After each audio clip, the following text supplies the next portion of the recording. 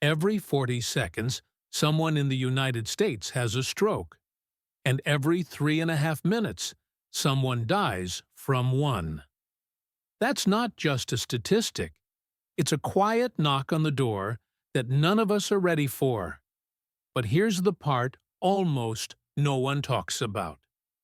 According to the American Stroke Association, up to 80% of strokes can be prevented. Not with expensive treatments, not with complicated routines, but with simple, everyday choices. So let me ask you, what if the very habits you trust the most are quietly working against you? This isn't fear. This is awareness. Because stroke doesn't always come with a warning. Sometimes the first sign is the stroke itself. In this video, we're going to walk through 6 everyday habits, things you might be doing without even thinking, that can quietly increase your risk of stroke after 60. More importantly, we'll talk about what to do instead. Because this isn't about guilt, it's about freedom. Freedom to stay independent. Freedom to protect your mind. Freedom to live life on your terms. And it all begins with awareness. I want to tell you about Ronald. He's 74. A good man, the kind who insists on carrying his own groceries, even when his grandkids offer to help. He loved gardening, played chess every Sunday, and never missed his morning walk, until one day everything changed. It was a quiet morning. Ronald was bending down to tie his shoes when he suddenly fell sideways. No warning, no pain, just collapse. His wife thought he was joking, but he wasn't. At the hospital, doctors confirmed he'd had an ischemic stroke. Now here's what's surprising. Ronald didn't drink. He never smoked. But he did sit for long hours. He barely drank water. And he believed 5 hours of sleep was enough. He thought he was doing just fine. But slowly, those everyday habits were stiffening his blood vessels, narrowing them, until one day a clot formed and had nowhere to go. That's all it took. And this is why we're having this conversation. Because Ronald isn't alone. He's all of us, doing our best, but maybe missing what really matters. The truth is, stroke often begins quietly, not with drama, but with a slow buildup of neglect. And yet, that also means it can be prevented. With knowledge, with awareness, with change. Starting now. Before we go any further, let's take a quiet moment to understand what a stroke really is. Think of your brain as a garden, a living, breathing system. And your blood vessels. They're the hoses that carry water, nutrients, oxygen, everything that garden needs to grow, to stay alive. Now imagine one of those hoses gets pinched, or worse, it bursts. What happens? The water stops, the soil dries, the garden begins to wither. That's exactly what a stroke does. It cuts off blood flow to part of your brain. And when the brain doesn't get oxygen, even for a few minutes, the cells begin to die. There are 2 main types of stroke. One is called ischemic stroke, caused by a clot that blocks a blood vessel. It's the most common type, making up about 87% of all strokes. The other is hemorrhagic stroke, when a weakened vessel bursts and bleeds into the brain. In both cases, the damage happens fast, not in hours, but in minutes. And the impact depends on where it hits. If it strikes the part of your brain that controls speech, you might lose your words. If it affects balance or movement, walking could become difficult, sometimes permanently. That's why stroke is often called a brain attack. But unlike heart attacks, strokes are silent until they're sudden. And by the time help arrives, the damage may already be done. That's why prevention matters. That's why this conversation matters. Because when you understand what's at stake, Small changes suddenly feel very, very urgent. A stroke doesn't just take years off your life. It can take something even harder to lose: your independence, the ability to stand up without help, to cook your own breakfast, to remember a name, a face, a moment from yesterday. And for many, the loss isn't just physical, it's emotional. It's the quiet fear of becoming a burden, of needing someone else for the simplest things. That's why this conversation matters.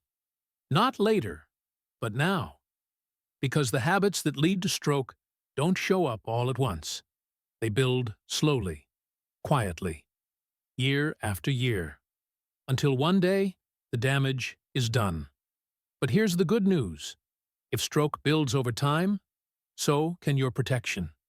Instead of ignoring those small signs, fatigue, stiffness, forgetfulness, what if you saw them as a signal, a chance to turn things around before it's too late?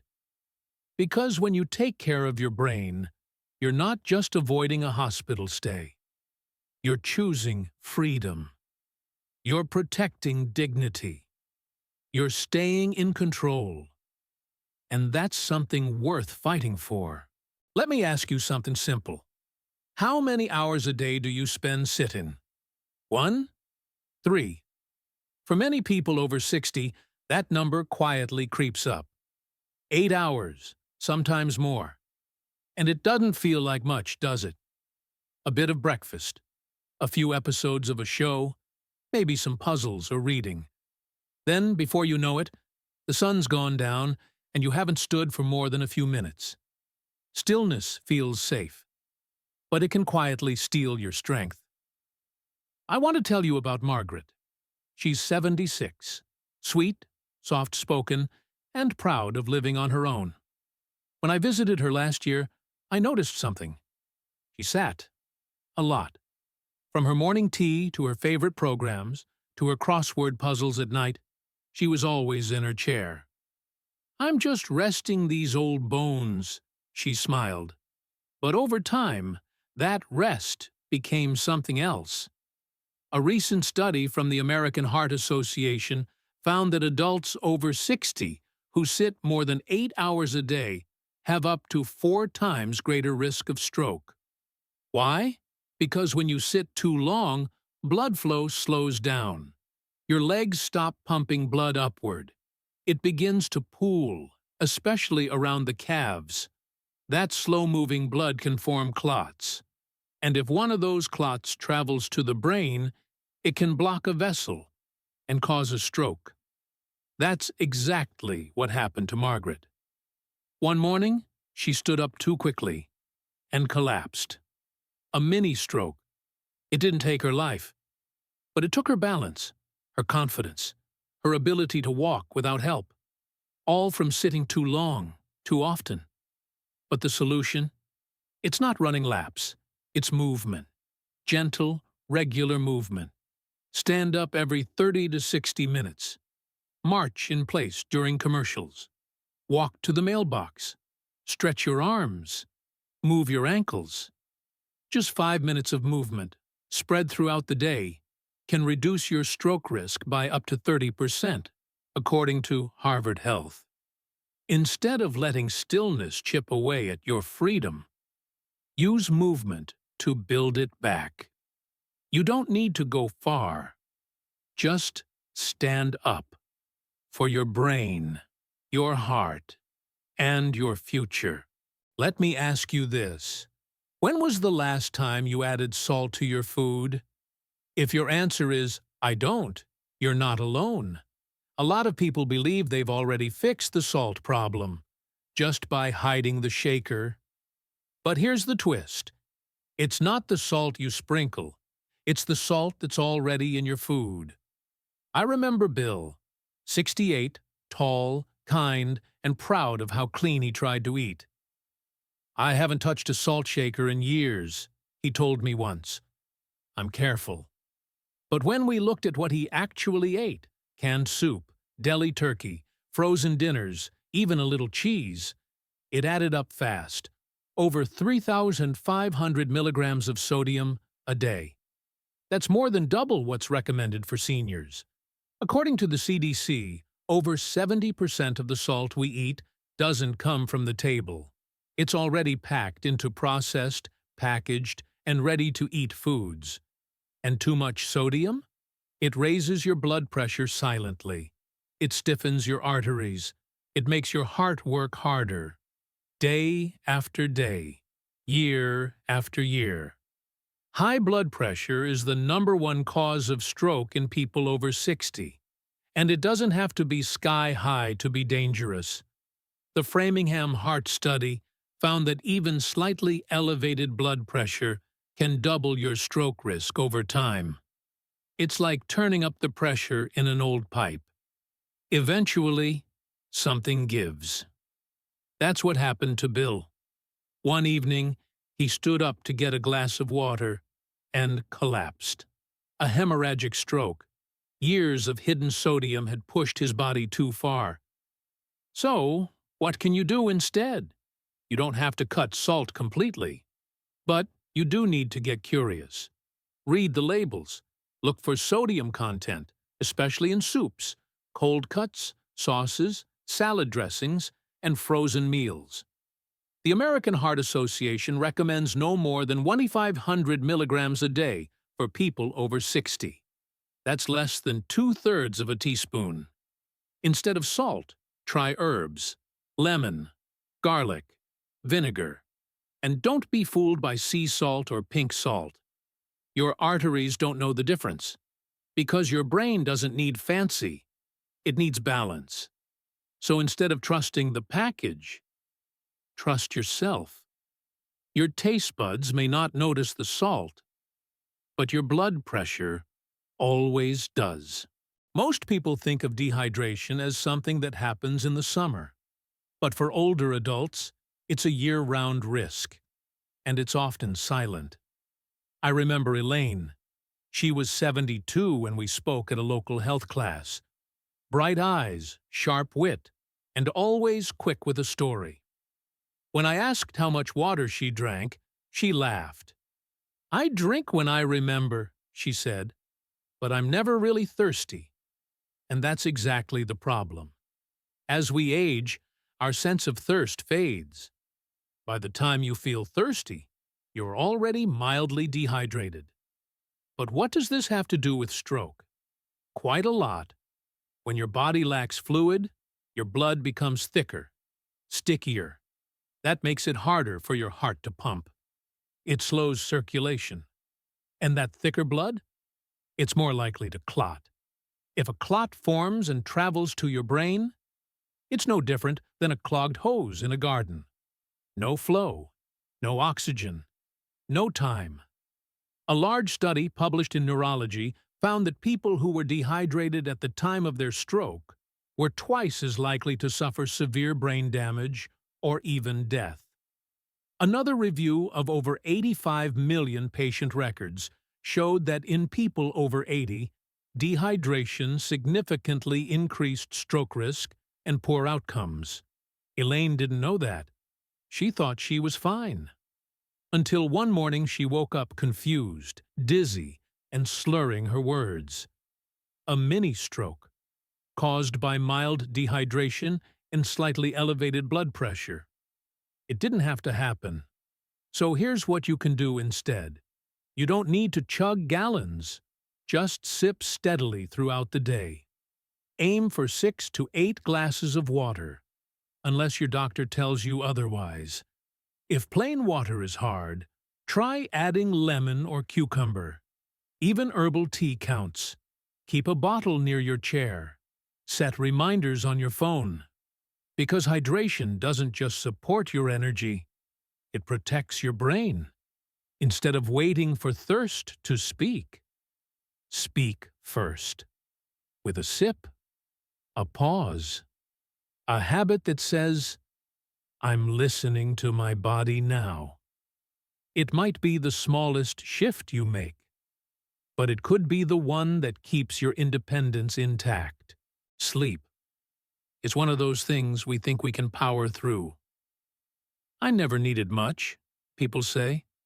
5 hours is enough for me. But what if that quiet toughness is costing you more than you know? Let me tell you about George. He was my neighbor for years, always smiling, always lending a hand. The kind of guy who'd shovel your walkway before you even woke up. But there was one habit he never gave much thought to: sleep. "I've always been that way," he said. "Up at 5, bed by midnight. I don't need more." But over time, George started to fade. His steps got slower. His memory, fuzzier. One morning, he didn't wake up the same. He'd had a stroke while he slept. Sleep isn't just rest, it's repair. While you sleep, your brain clears out waste. It balances hormones. It lowers inflammation. It regulates blood pressure. Cut that process short, and you leave your brain unprotected. A study in the European Heart Journal found that adults over 60 who sleep fewer than 6 hours a night have a 27% higher risk of stroke. And interestingly, sleeping too long, over 8 hours, also raised risk. There's a sweet spot, about 7 hours. Not too little, not too much. Other research showed that even catching up on sleep during the weekend, just 90 extra minutes, can reduce heart and stroke risk by nearly 20%. So what do you do if sleep has gotten harder with age? Start small. Keep a regular bedtime, even on weekends. Avoid screens before bed. Dim the lights. Try a warm bath, soft music, or a book. And if you wake often or snore loudly, talk to your doctor. It could be sleep apnea, another silent contributor to stroke. Because instead of wearing fatigue like a badge of honor, what if you saw sleep as medicine? Not a luxury, a lifeline. Sleep protects memory. Sleep protects movement. Sleep protects you. And tonight, it starts with one gentle decision. Give your brain the rest it's been asking for. It starts with a comfort. A warm cup in the morning. A little pick-me-up in the afternoon. Maybe a soda with dinner. Feels harmless, right? But for older adults, too much caffeine can quietly become a cycle that strains both the heart and the brain.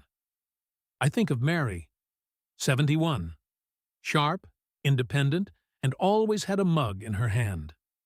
"Coffee's the only thing keeping me going," she used to say, smiling.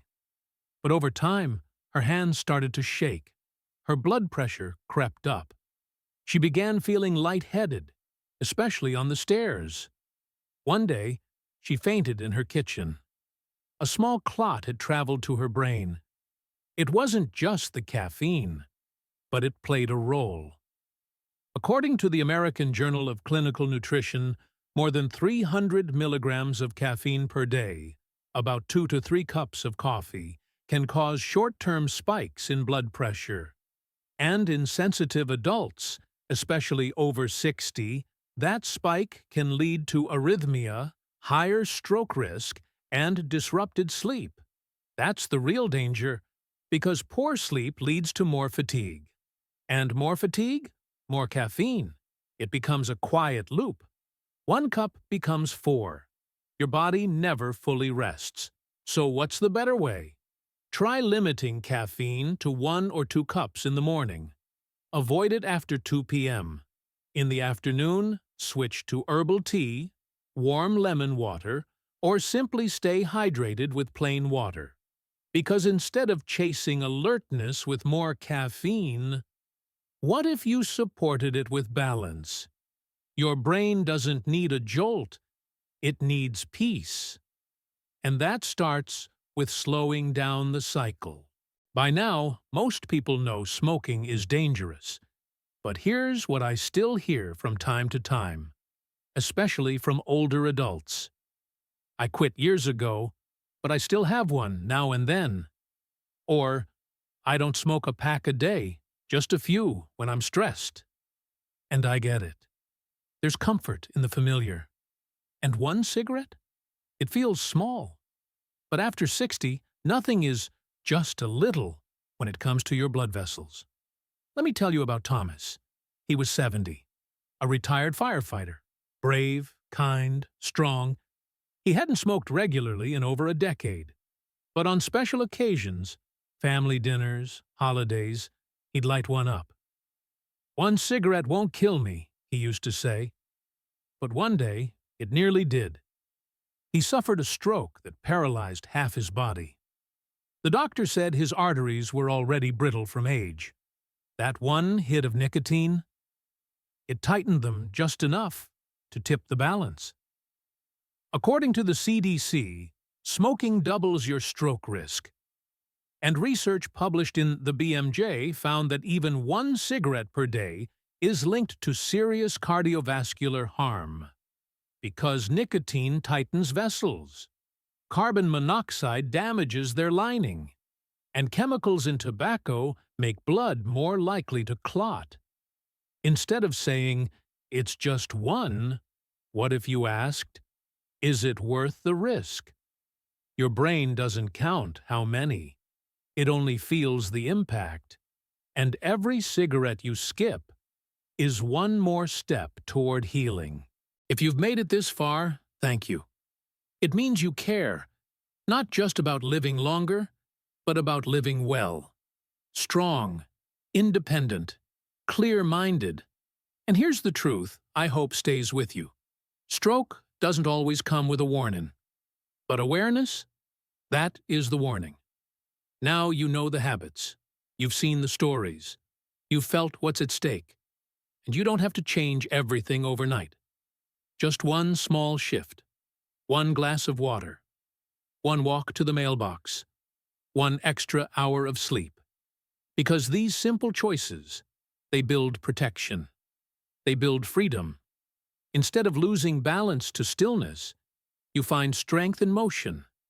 Instead of chasing alertness with caffeine, you restore it with rest. Instead of trusting silence, you trust what your body's been trying to tell you all along. It doesn't take perfection. It takes consistency. And the reward? A life you can live on your terms. With clarity. With confidence. With care. That's what you deserve. Starting today. If this video helped you, we'd be honored if you'd subscribe to our channel. Golden Wellness 365. We share real stories, real science, and practical ways to protect your mind, body, and freedom after 60. And if you're ready for the next step, don't miss our upcoming video. 7 brain-boosting foods every senior should eat. Because just like your habits, your food can either hold you back or help you move forward. We'll see you there. Until then, take care of your heart, your brain, and your beautiful life.